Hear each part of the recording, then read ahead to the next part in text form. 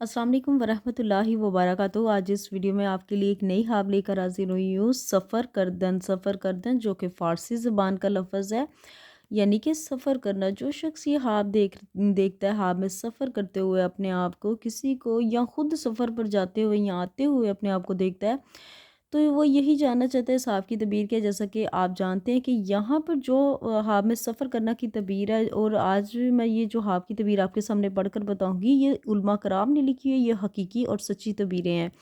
तो इस ख़्वाब की तबीर को बताने से पहले एक छोटी सी रिक्वेस्ट है कि अगर आपने मेरा चैनल नहीं सब्सक्राइब किया, इसे लाजमी से जाकर सब्सक्राइब कर दीजिएगा। साथ बेल आइकन का भी निशान है, इसे भी ज़रूर प्रेस कर दीजिएगा, ताकि मेरी आने वाली कोई भी वीडियोस का नोटिफिकेशन आप तक आसानी से पहुंच सके। बढ़ते हैं आज की अपनी नई ख्वाब की जानी। ख्वाब में सफ़र करना की क्या तबीर है।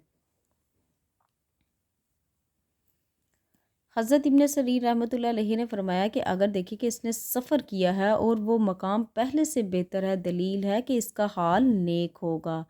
यानी कि अगर देख रहे हैं कि इसने सफ़र किया, वो मकाम पहले से बेहतर है, दलील है कि इसका हाल नेक होगा। और वरना इसके इस तवील के ख़िलाफ़ है। यानी कि अगर सफ़र पहले से बेहतर है, अच्छा सफ़र है, आरामदा सफ़र है, तो इसका हाल मतलब कि हाल इसका होगा नेक होगा, अच्छा होगा।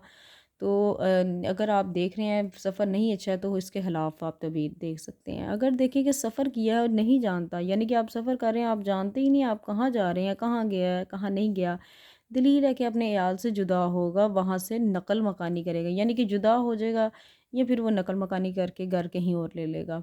अगर देखें कि किसी जमात को विदा करने गया है, या कोई गिरोह को या किसी भी जमात को आप विदा करने के लिए गए हैं, दलील है कि एक मुद्दत तक इसका हाल और काम तग़यीर होगा, फिर अपने हाल पर आएगा। अच्छा, यहाँ पे हज़रत जाफ़र सादिक